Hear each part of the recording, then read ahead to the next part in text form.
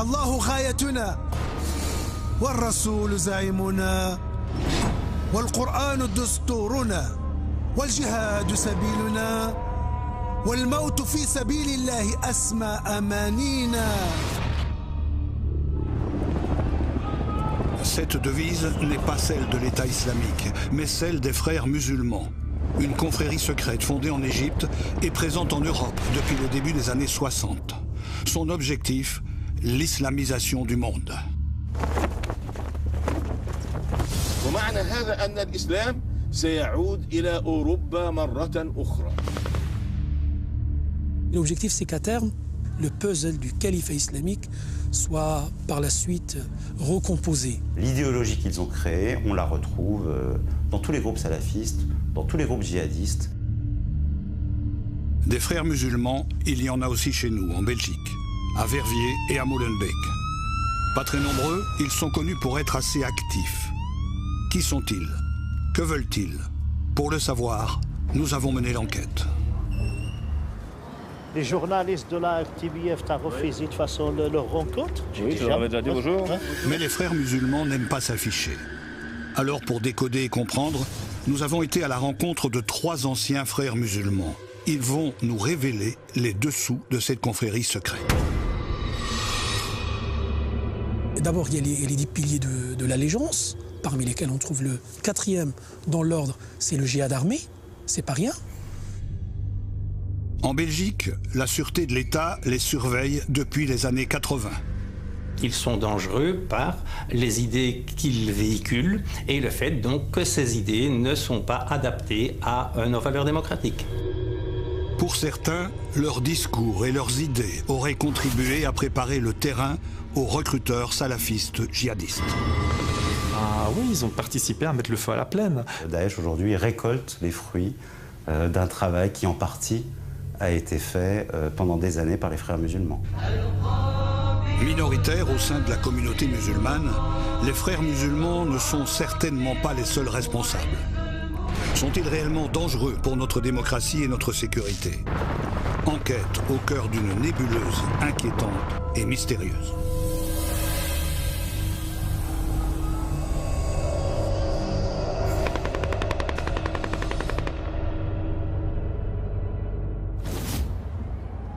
Charleroi, février 2016. La première foire musulmane organisée en Wallonie s'ouvre sur fond de polémique. Des conférenciers sulfureux, voire interdits, et des organisateurs soupçonnés d'être des frères musulmans. C'est ici que nous décidons de commencer notre enquête. Nous avons été clairs avec les organisateurs. Ce qui nous intéresse, ce sont les frères musulmans. Et apparemment, avec ce thème, nous ne sommes pas les bienvenus. C'est un métier que vous prenez besoin. Toujours après, il faudra attendre un petit moment. Ça va? Merci à vous. Le cadre dans lequel vous voulez faire votre reportage me dérange. Ça, c'est une certitude. Mais Ayoub Lamreni, co-organisateur de l'événement, va malgré tout nous laisser entrer. Il va même accepter de jouer le guide. Selon lui, l'objectif de la foire est d'œuvrer pour le vivre ensemble. Voilà, vous avez par exemple des dates, des petites choses tout à fait normales, je veux dire, qui font partie du quotidien des musulmans.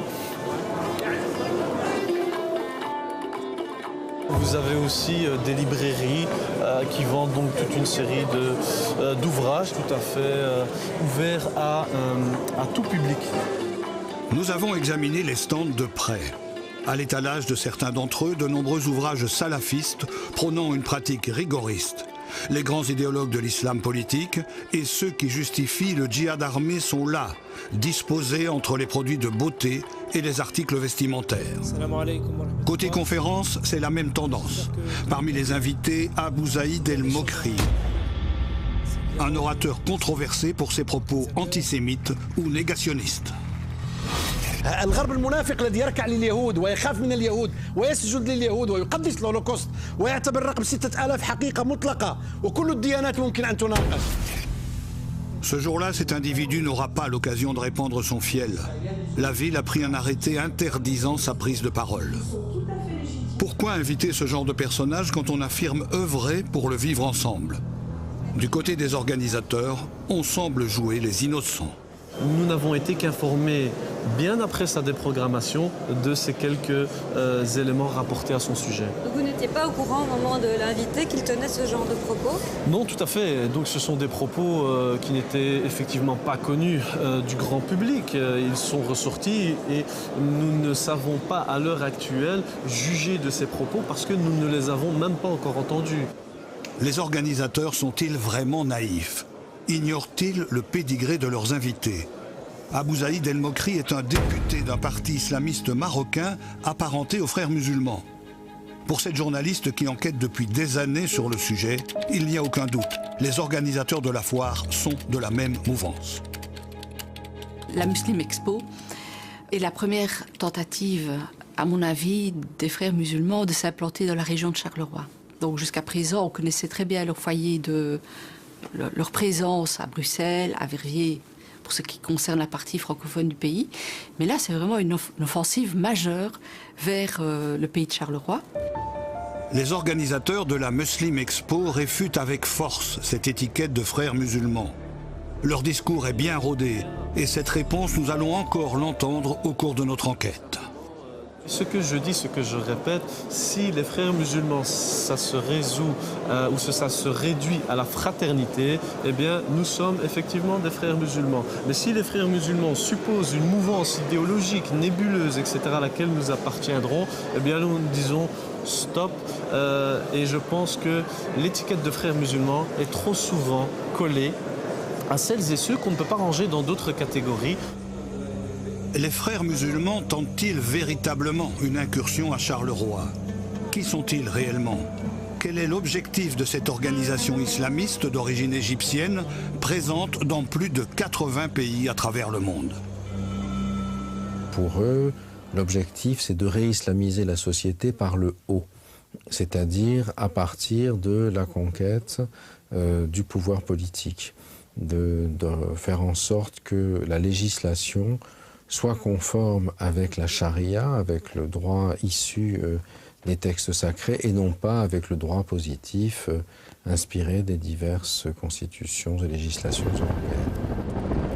Faire régner la charia, conquérir le pouvoir, les mêmes objectifs que l'État islamique. Qu'est-ce qui différencie la confrérie égyptienne du groupe terroriste?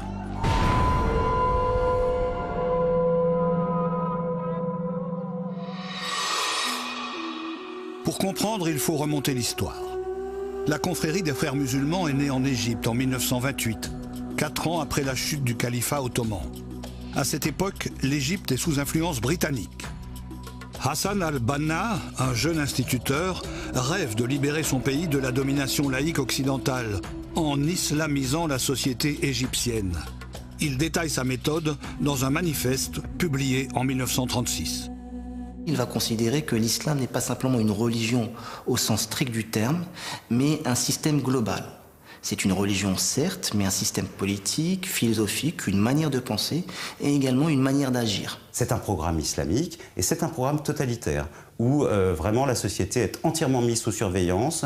Si elle déroge à la radicalité de la loi islamique, elle doit être punie très sévèrement. C'est l'interdiction de toute mixité dans la société. À moyen terme, la volonté des frères, c'est la reconstitution de ce califat islamique. Hassan al-Banna rêve de rétablir un califat, un État sous l'autorité d'un descendant du prophète, régi par des règles islamiques. Pour y arriver, il propose une stratégie par étapes. Il faut d'abord islamiser l'individu, puis la famille, le peuple, avant l'instauration d'un gouvernement islamiste au niveau local, puis international. L'objectif à très long terme, c'est-à-dire l'islamisation du monde, est une sorte d'idéal. Ils savent très bien que ce n'est pas quelque chose qu'ils réussiront à obtenir et à créer à l'échelle d'une vie humaine. Ça peut prendre 50 ans, ça peut prendre 100 ans, ça peut prendre des centaines d'années. Mais dans le logiciel frériste, on a le temps. Dans les années 30, un des obstacles au rétablissement du califat, c'est le risque de voir s'établir en Palestine un État juif.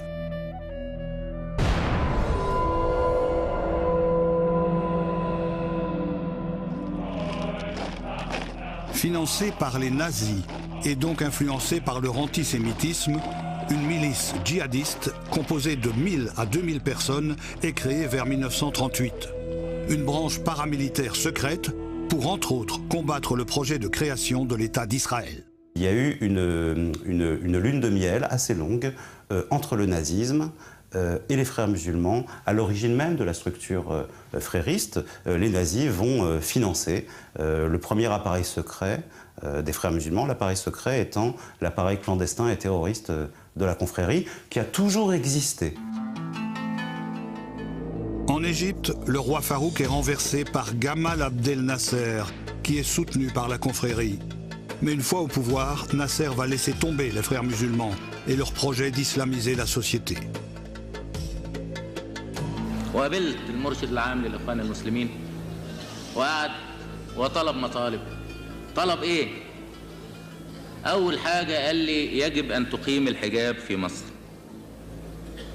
وتخلي كل واحدة تمشي في الشارع تلبس طرحة.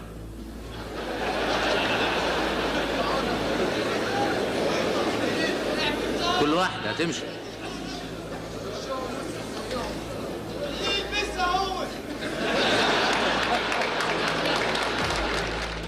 En 1954, Nasser dissout la confrérie. Saïd Qutb, figure intellectuelle des frères musulmans, est arrêté. En prison, il va écrire un livre dans lequel il légitime le djihad offensif. Il sera condamné à mort. Il est considéré aujourd'hui comme un des théoriciens du djihadisme contemporain. En islam, on ne peut faire le djihad que lorsque l'islam est attaqué. Saïd Qutb va dire non. Tant que la charia n'est pas appliquée dans le monde entier, eh bien, c'est une infraction, c'est quelque chose que nous devons réparer. Et donc, il autorise le djihad offensif. Plusieurs groupes terroristes sont nés de la matrice des frères musulmans, comme Al-Qaïda, dont un des emblèmes est très semblable à celui des frères musulmans. Certains fondateurs d'Al-Qaïda ont été ou ont fréquenté, ont été des compagnons de route des frères musulmans. L'idéologie qu'ils ont créée, on la retrouve dans tous les groupes salafistes, dans tous les groupes djihadistes, dans tous les groupes terroristes qui sont animés par la volonté de revanche de l'islam et d'une domination de l'islam sur le monde ou sur les régions cibles. Comment cette organisation arabe, totalitaire et djihadiste arrive-t-elle en Europe, et plus particulièrement en Belgique?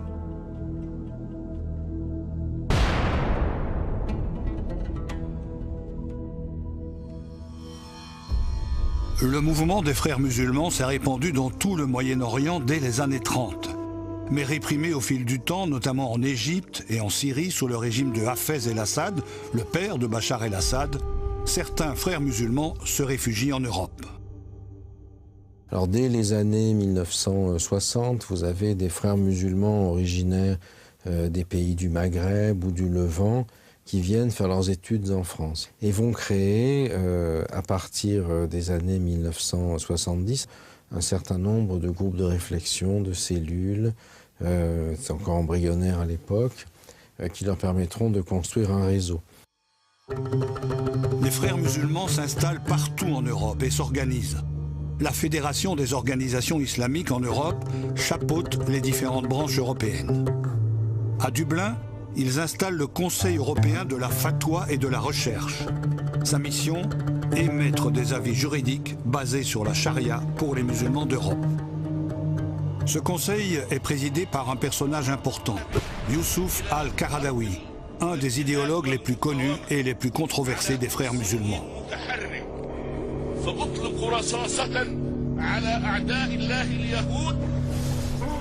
Chez nous, les frères musulmans vont être à l'origine du centre islamique et culturel de Belgique, avec les Wahhabites d'Arabie Saoudite, auxquels la Belgique offre le pavillon du cinquantenaire et confie la gestion du culte. Les deux branches les plus réactionnaires de l'islam se retrouvent donc aux commandes chez nous.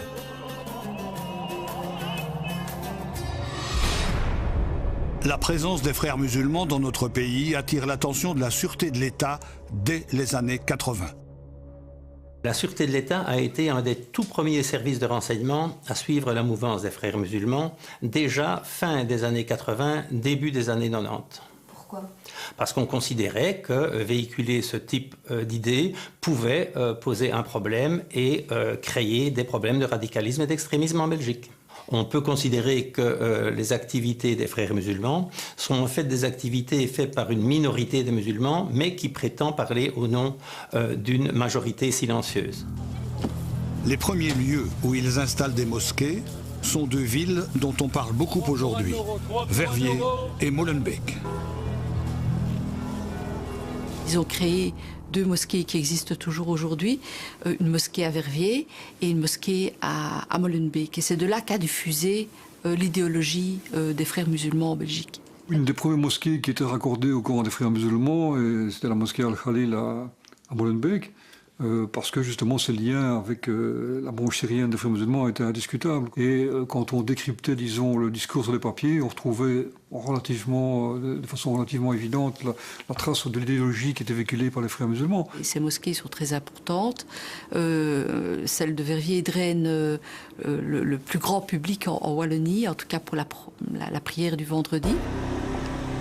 À Verviers, la mosquée As-Sahaba et le Cessive, complexe éducatif et culturel islamique, qui occupent le même bâtiment, sont-ils toujours sous l'influence des frères musulmans?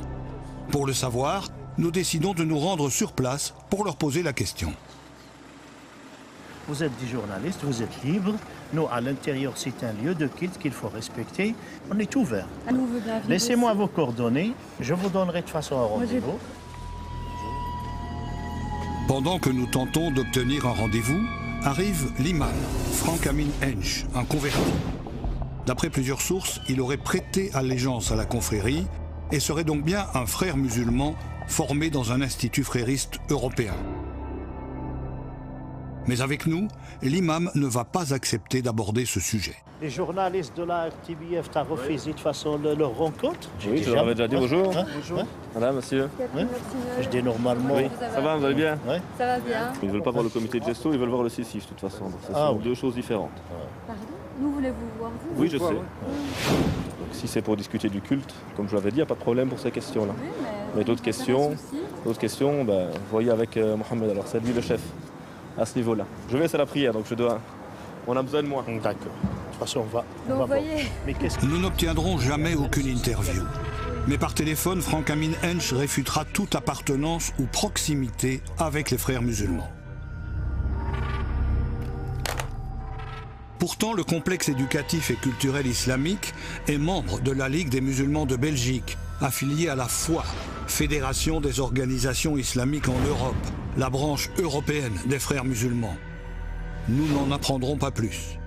Nous aurions pourtant aimé leur demander si les frères musulmans en Belgique et en Europe suivent toujours les objectifs de Hassan al-Banna, le fondateur.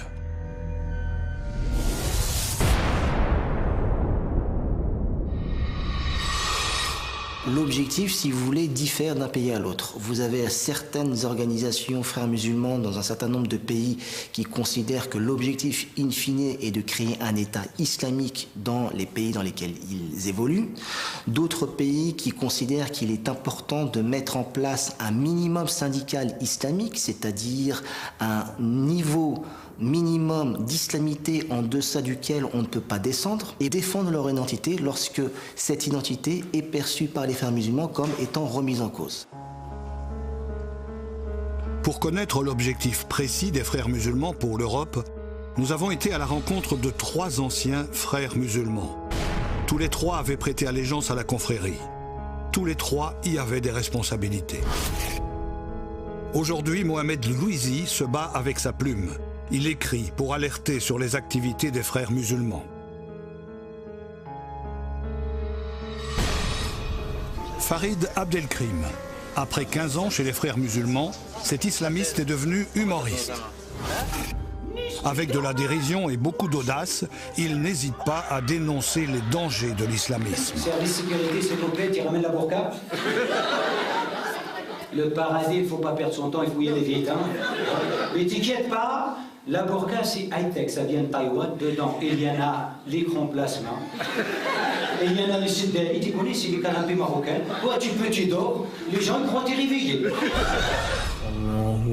Michael Privot, un Belge converti, toujours très actif au sein de la communauté musulmane. Depuis quelques années, il a pris ses distances avec les frères musulmans, tout en y gardant quelques amis. Tous trois vont nous aider à comprendre quel est le projet réel des frères musulmans en Europe.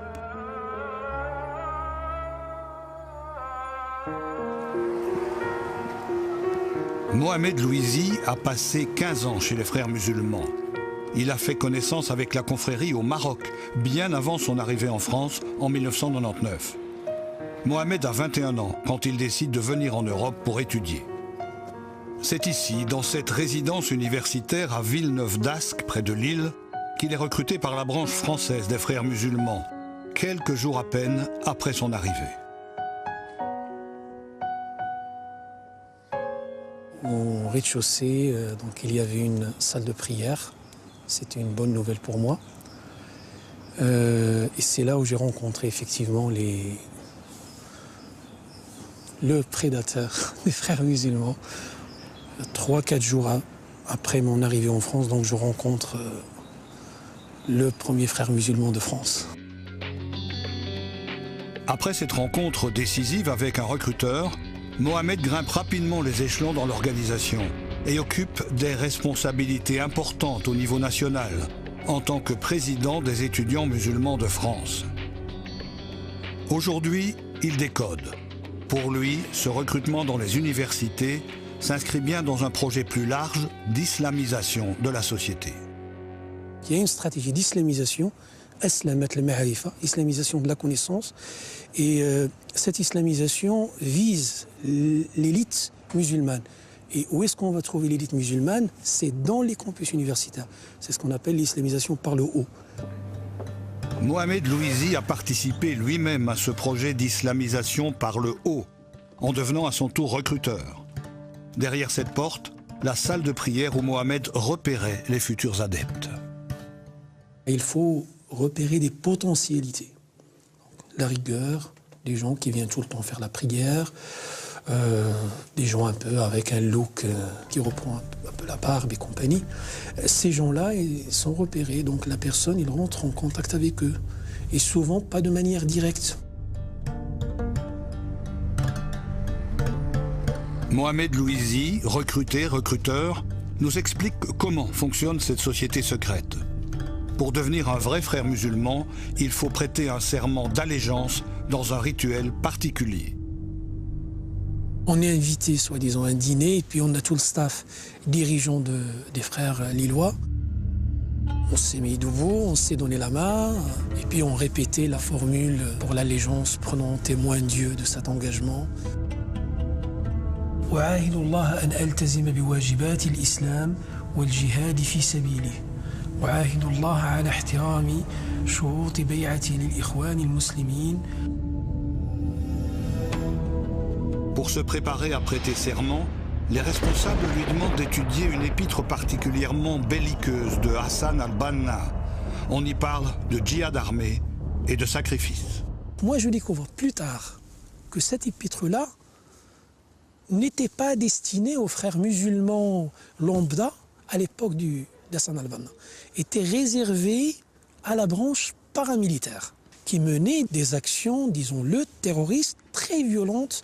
Cette épître-là est utilisée jusqu'au jour d'aujourd'hui par les frères musulmans pour préparer, pour initier les recrues pour adhérer à la confrérie. Après avoir prêté allégeance, Mohamed Louisi va avoir accès à un document secret, un programme destiné à éduquer les nouvelles recrues des frères musulmans. Au cœur de ce programme apparaît le projet d'islamisation de l'Europe. C'est un projet qui s'appelle le projet Tamkin. Et le projet Tamkin, je peux le résumer en une phrase, c'est d'atteindre à terme le pouvoir politique, le cœur du pouvoir politique. On passe par l'étape de formation des leaders qui seraient à même, à un moment donné, d'infiltrer certaines sphères du pouvoir à l'échelle nationale comme à l'échelle européenne, pour que le puzzle du califat islamique soit par la suite facilement, on va dire, recomposé. Instaurer le califat, islamiser la société par étapes. Le projet pyramidal de Hassan al-Banna serait donc bien présent chez les frères musulmans de France. En Belgique, les frères musulmans ont-ils le même projet? Pour répondre à cette question, nous avons rencontré Michael Privot. Ce jeune converti d'origine verviétoise a été frère musulman pendant des années. Il a longtemps fréquenté la mosquée de Verviers. Aujourd'hui, il dit avoir pris ses distances et explique n'avoir jamais adhéré à l'idée d'un califat en Europe. Pour moi, prendre une distance avec eux, c'était pas une question d'idéologie parce que j'avais jamais accepté, comme point de départ déjà, cette idéologie de type, comme on disait tout à l'heure, englobante, etc. Je veux dire, moi, quand je suis entré vraiment chez les frères, ce qui m'intéressait, c'était de voir qui ils étaient, de voir comment ils travaillaient. Et l'intérêt, c'était de pouvoir travailler avec eux, avec des gens qui ont une structure. Donc, c'était plus pour moi un véhicule que de me dire, ouais, j'ai envie de devenir musulman parce que le califat machin, jamais, quoi. Michael Privot a occupé de hautes responsabilités au niveau européen chez les frères musulmans. Moins alarmiste que Mohamed Louisi, il affirme que le califat n'est pas l'objectif de tous les frères musulmans en Europe. Moi, je dirais non par rapport à mon expérience et toutes les rencontres que j'ai faites, que le gros des frères est sur une démocratie, sur l'idée d'une démocratie représentative parlementaire, avec des musulmans qui seront toujours en minorité en Europe, et ça ne va pas changer. Et puis il y en a d'autres qui vont vous parler du califat. Dans la longue interview qu'il nous a accordée, Michael Privot donne une image plutôt positive de l'action des frères musulmans chez nous. Y aurait-il des différences d'objectifs entre les différentes branches européennes des frères musulmans? Pour en savoir plus, nous décidons de contacter les responsables actuels pour la Belgique. Ils devraient se trouver à la Ligue des musulmans de Belgique, une structure officiellement affiliée à la Fédération des organisations islamiques en Europe. La LMB se situe à Bruxelles. Peut-être accepteront-ils de nous éclairer sur leurs objectifs réels. Oui, bonjour. On est bien à la Ligue des musulmans de Belgique? Il n'y a pas personne. Il n'y a personne aujourd'hui? Pas personne. Quand est-ce qu'on peut passer? Nous décidons de contacter Karim Chemlal, le vice-président de la Ligue des musulmans de Belgique. Il refuse de nous accorder une interview et s'offusque qu'on puisse associer la LMB aux frères musulmans. Dans cette interview accordée en 2013 sur le même sujet, il apparaît mal à l'aise et formule une réponse qui ressemble mot pour mot à celle que nous avons reçue à la Muslim Expo de Charleroi. On vous a accusé d'être aussi un frère musulman. On est frère en islam. Exactement. Ça c'est sûr. On est frère en islam. Ça donne aux journalistes qui vous posent cette question-là. Tous ceux qui sont là. Donc, je suis un frère musulman pour un autre frère musulman. Exactement. Donc il y a une fraternité. Il y a des sœurs musulmanes, des frères musulmans. Donc voilà. Donc comme réponse à ça. Le vice-président de la LMB noie le poisson. Pourtant, pour Farid Abdelkrim, cet ancien frère musulman français, il n'y a aucun doute. Il a très bien connu et fréquenté Karim Chemlal au sein de l'organisation.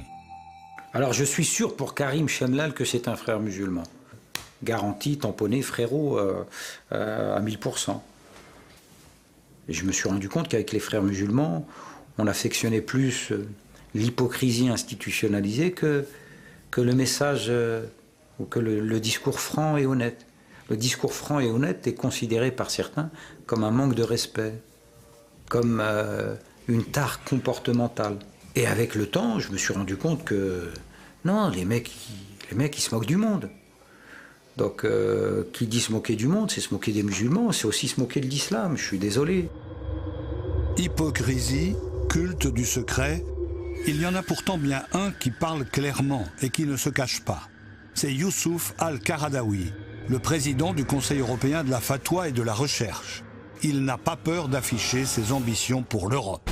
ومعنى هذا أن الإسلام سيعود إلى أوروبا مرة أخرى. ربما يكون الفتح القادم إن شاء الله هو فتح الدعوة والفكر، ليس من الضروري أن يكون الفتح بالسيف. Le discours date de 1999. Youssouf Al-Qaradawi, cet Égyptien, est-il toujours une référence pour la Fédération des organisations islamiques en Europe? Nous les contactons par téléphone. Allô? Oui, bonjour. Notre interlocuteur nie tout lien avec les frères musulmans, mais confirme la référence et fait l'éloge de Youssouf Al-Qaradawi.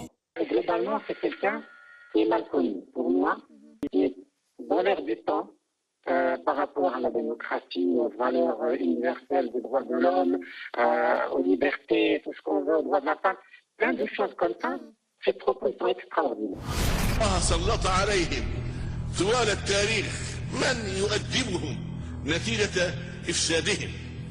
آخر تأديب كان تأديب هتلر، ما فعل بهم، وإن كان مبالغوا في الأمر ما بلغوا، ولكن استطاع أن يعني يوقفهم عند حدودهم، وكان هذا أدبا إلهيا، تأديبا إلهيا، عقابا قدريا لهؤلاء. والمرة القادمة إن شاء الله ستكون على أيدي المؤمنين. Cet antisémite, misogyne, qui justifie les attentats suicides du Hamas, est aussi recherché par Interpol pour, entre autres, incitation au meurtre. Il reste pourtant un théologien de référence pour les frères musulmans, y compris en Belgique, et son intention est bien claire, l'islamisation de l'Europe. Un projet ambitieux, mais chez nous, les frères musulmans sont ultra minoritaires. Ont-ils vraiment le pouvoir d'islamiser notre société? On avait des grands slogans comme ça, l'islam c'est la vérité, donc puisque l'islam c'est la vérité, il faut trouver tous les moyens possibles et imaginables pour faire en sorte que cette religion en France, et là je parle de la France, puisse être la religion qui va être pratiquée par le plus grand nombre. Après, on gérera notre pays en fonction des valeurs de l'islam. Et c'est tout. Mais après, quand on demande concrètement, oui, mais ça passe par quoi? On va islamiser la jeunesse. Ok, mais vous avez du mal à l'islamiser la jeunesse. Ouais, c'est vrai, mais on a grand espoir. Ok, vous avez grand espoir. C'est pas un projet politique, ça. Il y a vraiment beaucoup de branquignoles, de baltringues et de rigolos au sein de l'UOIF, je le dis. Et j'en ai fait partie. J'étais un rigolo, un branquignol et un baltringue, pour le dire comme ça rapidement. Donc voilà, faut être sérieux. Quelle influence ces branquignoles de l'islamisme pourraient-ils réellement avoir en Europe? Pour comprendre, retournons à la foire musulmane de Charleroi, où les frères musulmans sont omniprésents, contrairement à ce que veulent faire croire les organisateurs. Tout d'abord, la Ligue des musulmans de Belgique est présente avec un gigantesque stand. Le choix d'une lecture. Plus loin, G10, la société d'édition des frères musulmans français, avec entre autres les ouvrages d'Hassan al-Banna et de Youssouf al-Qaradawi. Sur ces photos, les organisateurs de la foire et notre guide, le co-organisateur, affichant la rabia, le signe de ralliement des frères musulmans. Et aujourd'hui, un peu comme la quenelle de Dieudonné, c'est devenu un identifiant qui permet de s'identifier sans que le plus grand nombre ne s'en soucie ou ne le remarque, entre eux. Voilà, donc c'est évidemment le signe frériste actuel qui permet, c'est un signe de ralliement.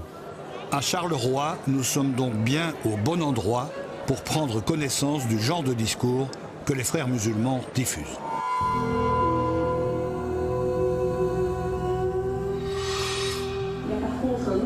Pendant tout le week-end, une série de conférences sont proposées au public de la Muslim Expo. Parmi les orateurs, Nabil Ennasri, proche des frères musulmans, disciple de Youssouf Al-Qaradawi. Au cœur de sa conférence du jour, l'islamophobie et une attaque en règle de la laïcité et de la presse. Mais je vais essayer de cibler mon intervention sur un défi en particulier, qui est le défi de l'islamophobie, puisqu'il est au croisement de pas mal d'éléments. On a été jusqu'à instrumentaliser la laïcité pour la dénaturer, la falsifier et en faire un instrument de stigmatisation des rangs des musulmans. Et bien ça devient rentable, malheureusement, de taper sur les musulmans.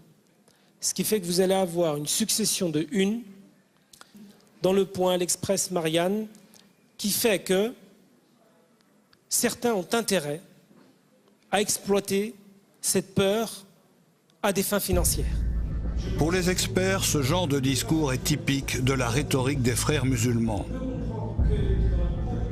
Si le racisme anti-musulman est une réalité qu'il faut combattre, le concept d'islamophobie serait récupéré et instrumentalisé par les islamistes pour empêcher toute critique de l'islam.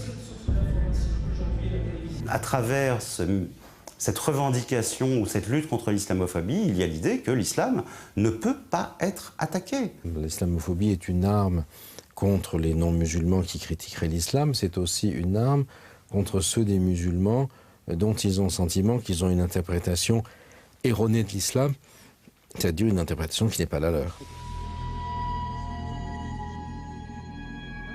Aux côtés de Nabil El-Nasri, une représentante du CCIB, le collectif contre l'islamophobie en Belgique.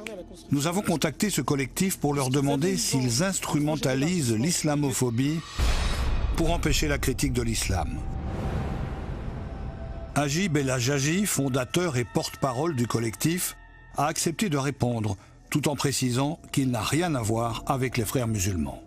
On ne fait pas de lien entre la critique de l'islam, qui est quelque chose de tout à fait autorisé, légitime, et c'est même des choses qui se font dans notre société, et puis ce qui relève du champ de l'antiracisme, qui ça est véritablement condamnable, et pour lequel il est vrai, nous estimons aujourd'hui que la Belgique ne fait pas suffisamment. Pourtant, sur le profil Facebook du CCIB, nous avons trouvé ce post. Comment construire l'islamophobie ? Sur la photo, des livres traitant de terrorisme, de djihadisme, le livre de Mohamed Louisi ou celui de Nicolas Hénin, ce journaliste français retenu en otage par l'État islamique. Pour le CCIB, dénoncer le terrorisme pousserait donc à l'islamophobie. On a vu ces dernières années l'émergence de toute une série d'ouvrages qui parfois n'ont pas d'expertise mais relèvent plus du témoignage personnel et qui viennent alimenter une thèse selon laquelle l'islam pose problème en Belgique. Sur les livres, dire que le livre de Mohamed Louisi contribue à la construction du problème. Écoutez, je ne pense pas que c'est que ce livre-là, mais il y a quand même une panoplie d'ouvrages. Ça voudrait dire que quoi, ces gens-là peuvent plus écrire ces livres-là? Non, écoutez. Donc là, ma réponse est claire. C'est leur liberté d'écrire ces livres, c'est notre liberté de pouvoir émettre aussi un commentaire en disant clairement que derrière ces livres, il y a aussi une certaine idéologie. Depuis cette interview, le CCIB a retiré le post de sa page Facebook. Mais avec ce genre d'argumentaire, on alimente forcément une certaine victimisation. C'est clair que les frères ont toujours surfé justement sur ce qu'on appelle l'islamophobie maintenant, et justement qui leur permet de dire, vous voyez à quel point cette société est contre l'islam, donc il faut faire bloc. Ça permet justement de bien être fragmenté. Et voilà, une société qui ne nous aime pas, eh bien il y a eux et il y a nous.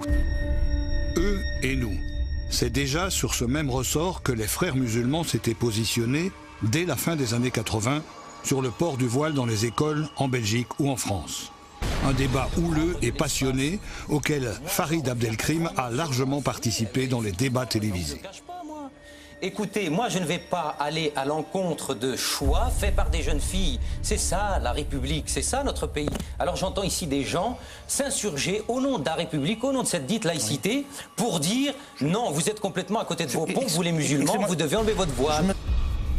Aujourd'hui, il revient sur son combat de frères musulmans. La question du hijab, au bout d'un moment, il y en a ras-le-bol. J'ai raconté des conneries.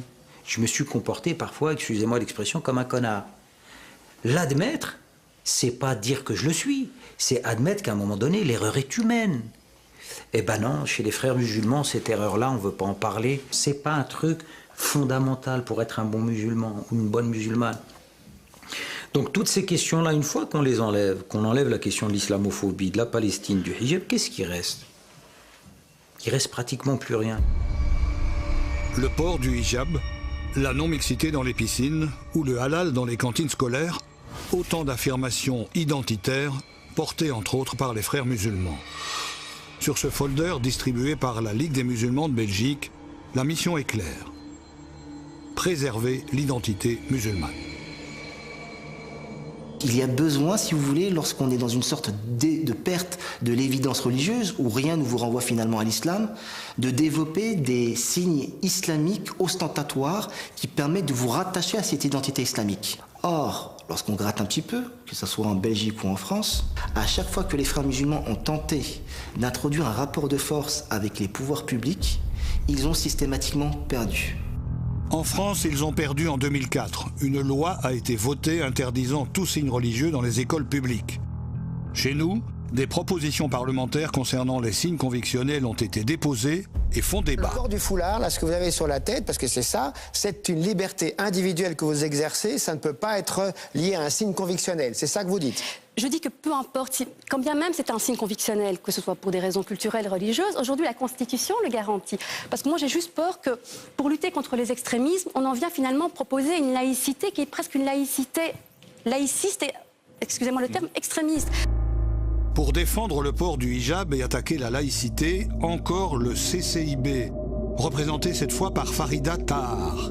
Cette jeune femme est également conseillère communale à Molenbeek. Élue sur la liste de Philippe Moureau en 2012. Elle se défend de toute proximité avec les frères musulmans.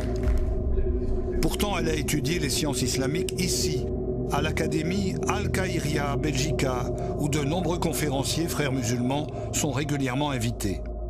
Quelle influence cette formation a-t-elle sur son engagement politique?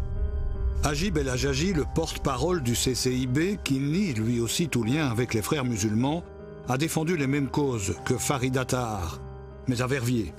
En 2012, il y était conseiller communal CDH quand il a soutenu une jeune femme qui tenait à figurer sur la liste avec son voile. Une position qui lui a valu son exclusion. Marc Elzen, tête de liste à l'époque, se souvient. J'ai vraiment ressenti qu'il y avait une volonté de faire primer, je dirais, la représentation de la communauté au-delà de l'intérêt politique global.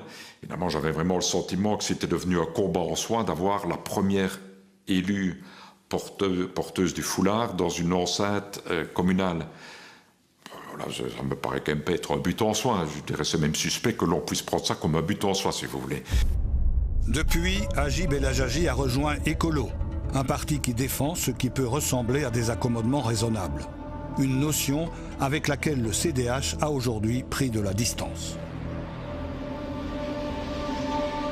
J'estime qu'à travers les accommodements raisonnables, il y a effectivement un effet pervers. Ça peut aussi renforcer une forme de repli. Moi, j'ai toujours été partisan de la prise en compte de la diversité, mais cultiver la diversité, pour moi, ça va à l'encontre de l'objectif de cohésion sociale. Farida Tahar et Agib El Hajaji portent-ils volontairement, ou malgré eux, le projet politique des frères musulmans? Quelles conséquences les revendications identitaires ont-elles sur notre vivre ensemble? Ça a comme conséquence une communautarisation sans précédent des communautés musulmanes qui, peu ou prou, se séparent de la communauté nationale. Et ça, c'est terrible. Vous avez le sentiment que vous êtes peut-être belge de naissance ou de naturalisation, mais que votre identité islamique vous empêche de vous sentir pleinement citoyen à la Belgique, de vous sentir pleinement citoyen européen. Les discours communautaristes qui divisent, certains les dénoncent depuis des années, comme Hamid Benichou et Khalil Zegendi. Aujourd'hui, ces deux citoyens bruxellois se sont engagés à combattre l'islamisme dans notre pays avec un collectif et une ASBL. À un moment donné, je suis désolé, hein, il faut taper sur la table et dire non. Le voile dans la fonction publique, non. Le voile à la police, non. Le voile chez les sapeurs-pompiers, non.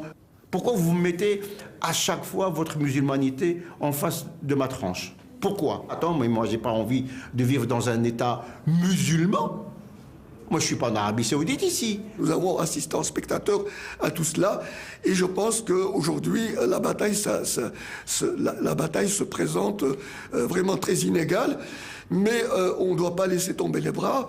Les pouvoirs publics commencent petit à petit à en prendre conscience aujourd'hui.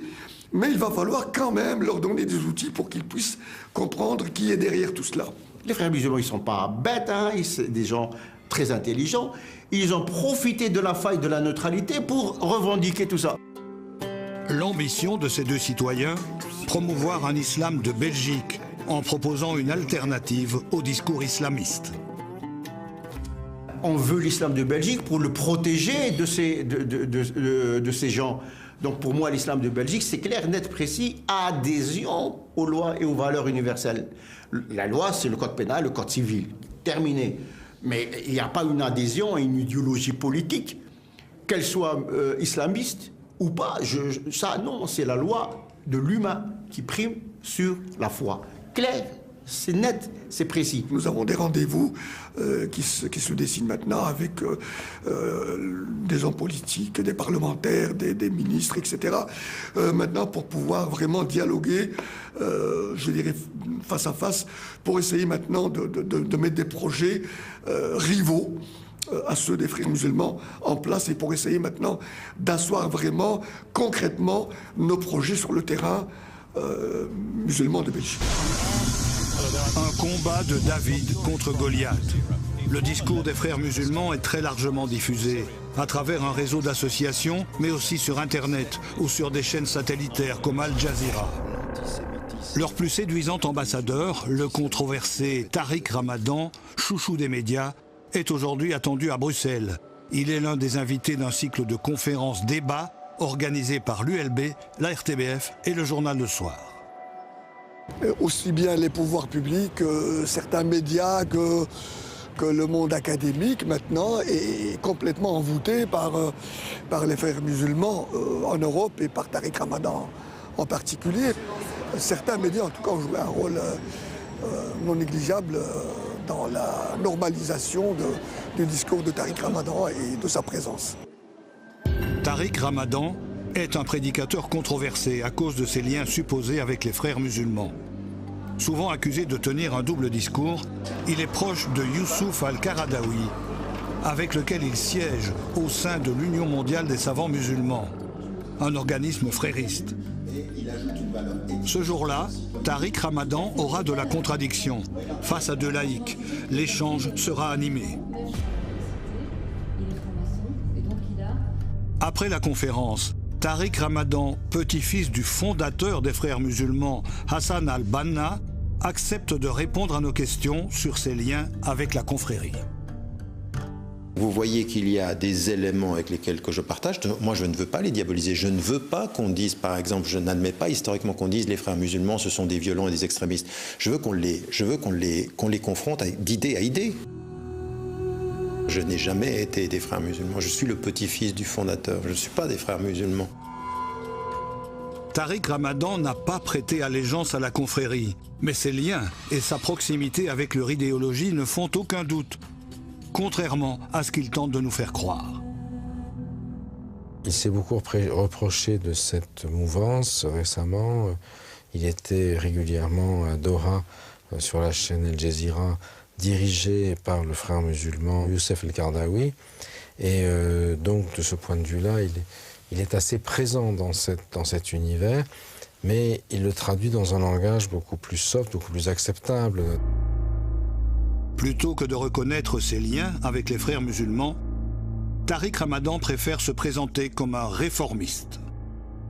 J'ai expliqué dans un texte spécialisé que j'étais de la tradition réformiste salafi. Et le mot salafi est devenu très connoté négativement maintenant, mais j'en parlais déjà il y a 20 ans. Salafi, ça veut dire quoi? Qui revient à l'origine. Mais pour moi, c'était revenir à l'origine pour retrouver l'énergie créatrice, vigoureuse, libre de l'origine. En se présentant comme un réformiste, Tariq Ramadan apparaît erronément comme quelqu'un qui veut adapter l'islam au monde moderne. On parle de modernité, on parle de réforme, mais on ne touche pas au squelette de l'islamisme. Il le dit clairement, on ne va pas changer les textes en fonction de la réalité, mais on va changer la réalité en fonction des textes. Donc, où est le réformisme dans tout ça? Je reste pantois. Une semaine plus tard, nouvelle performance de Tariq Ramadan à la foire musulmane de Charleroi. Devant un public conquis et nombreux, avec au premier rang l'ancien bourgmestre de Molenbeek, Tariq Ramadan va, comme il le fait depuis 20 ans, parler de citoyenneté et d'ouverture, mais en insistant sur l'importance de cultiver la différence. Chez un certain nombre de Belges de confession musulmane, le fait que de s'ouvrir, ça se fait au risque de se perdre. Il faut faire attention. S'ouvrir n'est pas se perdre. J'ai trop vu de gens qui, dans l'ouverture, oubliaient leur mémoire. Ils veulent tellement être acceptés que c'est pas même d'être intégrés, c'est ce que moi j'appelle des désintégrés. Ça veut dire à un moment donné s'assumer, assumer son identité. Et même dans la langue, il y a des complexes. On a une condition avec des gens qui ne sont pas de leur confession, ils disent bonjour et pas salam alaikum. Pourquoi est-ce que tu as peur de ta langue? Pourquoi est-ce qu'on est en train de détruire la langue arabe? Appeler à la citoyenneté en nourrissant un sentiment de perte d'identité. Revendiquer le voile, le halal, la non-mixité. Ces discours clivants qui poussent au communautarisme, au repli sur soi, n'ont-ils pas contribué en partie à préparer le terrain aux recruteurs salafistes djihadistes?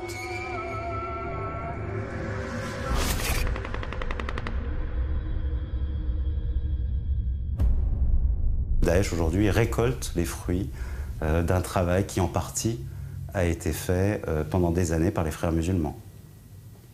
Les frères, aujourd'hui, si on doit regarder le bilan de ces 30 dernières années, ben oui, ils ont participé à mettre le feu à la plaine. Et maintenant, ça devient très, très difficile à gérer. Historiquement, la prise de conscience de la communauté musulmane par elle-même, de son identité, des choses qu'elle doit défendre, des conflits qu'elle doit éventuellement entretenir, ça c'est parallèle à l'installation des frères musulmans en Belgique, et en particulier à Molenbeek et à Verviers. Aujourd'hui, ce sont surtout les salafistes qui occupent le terrain chez nous et qui sont montrés du doigt pour leur rôle dans la montée du radicalisme. Les frères musulmans n'aiment pas y être associés.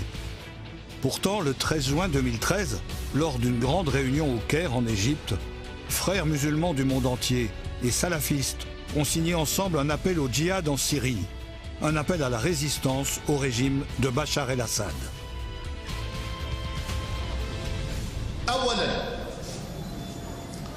وجوب الجهاد لنصرة إخواننا في سوريا.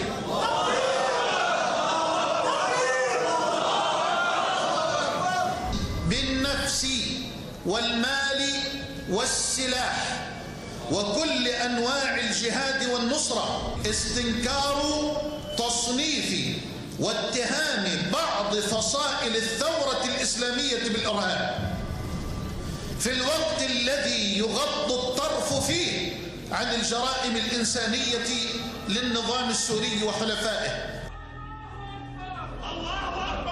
Ce rassemblement-là a donné une légitimité religieuse au départ en Syrie. On ne peut pas dire que l'impact est total, mais on ne peut pas le nier non plus.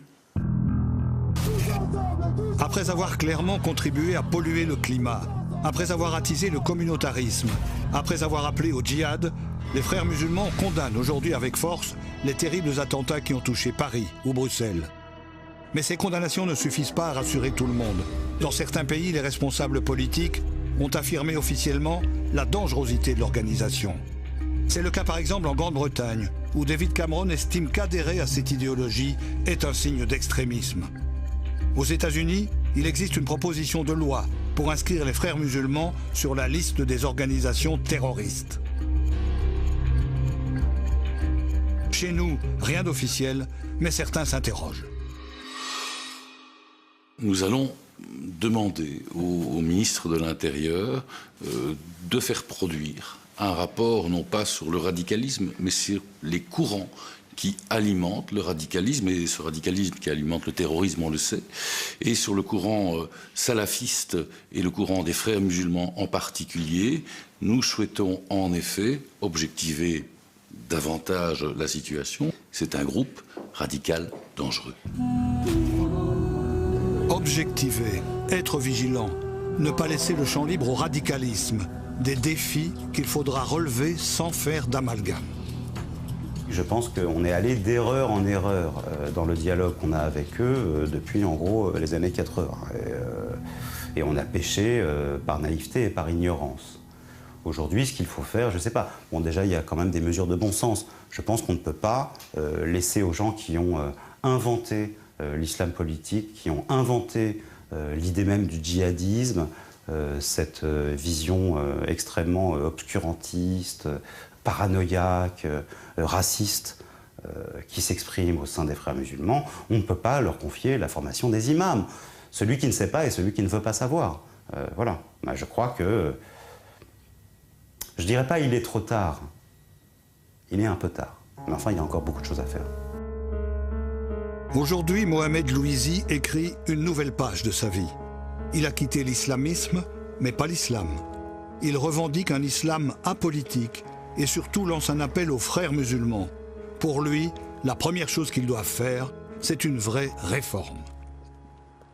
Les frères musulmans aujourd'hui sont appelés, avec tout ce qui se passe, que ce soit à l'échelle internationale, que ce soit à l'échelle européenne et française, avec tous ces attentats, etc. Il y a un travail qui doit être fait. Mais tant que la racine idéologique de la violence n'est pas traitée, on ne peut pas dire qu'on est différent des djihadistes, parce qu'on a la même matrice idéologique qui alimente tout ça. Un travail d'envergure sur les textes, nécessaire, mais qui devra s'accompagner d'une clarification, d'une transparence sur les objectifs réels, à court et à long terme, des frères musulmans pour nos sociétés démocratiques. Catherine Lorsignol, bonsoir. Alors on l'a dit en commençant cette émission, le sujet n'était pas simple à traiter. Et tout d'abord, bien parce que beaucoup de portes se sont fermées, vous n'avez pas eu énormément d'interlocuteurs. Oui, la première difficulté, c'est qu'on s'intéresse à justement une organisation secrète. Les frères musulmans n'aiment pas s'afficher, n'aiment pas dire qu'ils sont frères musulmans. Et même quand on a des preuves et que c'est une évidence, ils continuent à le nier. Donc ça n'a déjà pas été... C'était une première difficulté. On a rencontré quand même un vrai frère musulman qui le reconnaissait, le revendiquait, mais il n'a pas accepté quand même d'apparaître et de donner une interview. L'autre difficulté, c'est que quand vous vous intéressez à cette organisation, que vous osez la critiquer ou remettre en cause certains aspects de leur idéologie, eh bien, les frères musulmans ne se laissent pas faire et attaquent assez facilement en justice. C'est ce qui est arrivé à Mohamed Louisi, qu'on voit dans le reportage, et qui écrit régulièrement sur un blog pour dénoncer les dangers de leur idéologie. Il est régulièrement attaqué. On sent bien que la stratégie, c'est de l'affaiblir financièrement pour finalement le faire taire. Alors vous avez osé vous intéresser aux frères musulmans, les analyser, les critiquer, même parfois. Mais comment vous avez fait pour ne pas tomber dans le piège de l'amalgame? On sait qu'aujourd'hui, l'amalgame fait encore plus de dégâts aujourd'hui qu'hier. Alors vous, Catherine, comment vous n'êtes pas tombée dans ce piège? Alors, pour moi, il n'y avait vraiment aucun amalgame à faire. On ne s'intéressait pas, on n'attaque pas une religion dans ce sujet. Ce qui nous intéressait, c'était la dimension politique de cette organisation. C'est l'islamisme qu'on a questionné, cette idéologie totalitaire qui veut imposer une organisation de la vie complètement régie par l'islam. En tout cas, c'est le programme politique du fondateur Hassan al-Banna. C'est ça qui nous intéressait.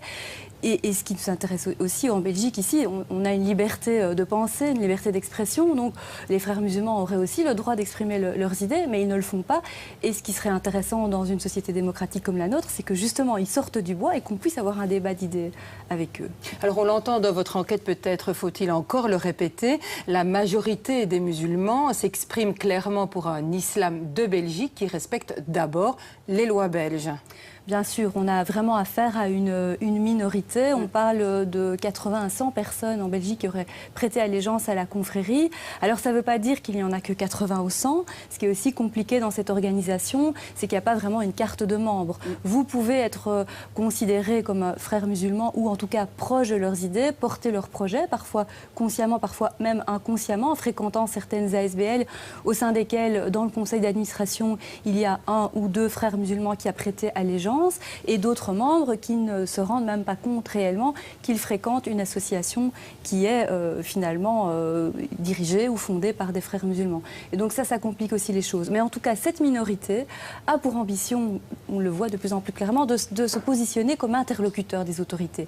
Et c'est ça qui est gênant. C'est une espèce de minorité agissante au nom d'une majorité silencieuse, bien qu'aujourd'hui, on le voit aussi dans notre reportage, cette majorité silencieuse, elle en a aussi marre de ces discours discours-là et prend la parole pour les dénoncer aussi. Ceci dit, quand on regarde votre enquête, c'est vrai qu'on oscille entre deux impressions. On se dit, bon, les frères musulmans, c'est vrai, ils sont minoritaires, ils n'arriveront pas à pénétrer les rouages de nos institutions, mais on entend aussi que quelque part, ils ont préparé le terrain des recruteurs syriens, et là, c'est plus inquiétant. Oui, le danger immédiat, évidemment, ce n'est pas que demain s'instaure un califat en Belgique, on n'en est pas là. Le danger, c'est ces discours qui poussent au communautarisme, au repli sur soi et qui donc finalement préparent les esprits à des recruteurs plus radicaux et qui envoient nos jeunes en Syrie. Ce ne sont pas les frères musulmans qui envoient les jeunes en Syrie, mais leur discours contribue en tout cas à préparer les esprits, à préparer une rupture dans l'esprit des personnes. Pour se prémunir des radicaux et des djihadistes, il faudrait peut-être plutôt mettre l'accent sur ce qui nous rassemble plutôt que sur ce qui nous divise. Les frères musulmans font l'inverse, tout en nous parlant de citoyenneté. Le danger immédiat, il est là. Merci beaucoup, Catherine. Je tiens à préciser, avant de terminer cette émission, qu'un autre de vos sujets sur les racines du radicalisme est intitulé « Djihadistes désamorcer la bombe » est actuellement nominé pour le prix de la presse 2016 et que vous pouvez revoir ce document en allant faire un petit tour sur notre page Facebook. Merci, Catherine, et puis merci à vous d'avoir été des nôtres et on se retrouve le mois prochain pour de nouveaux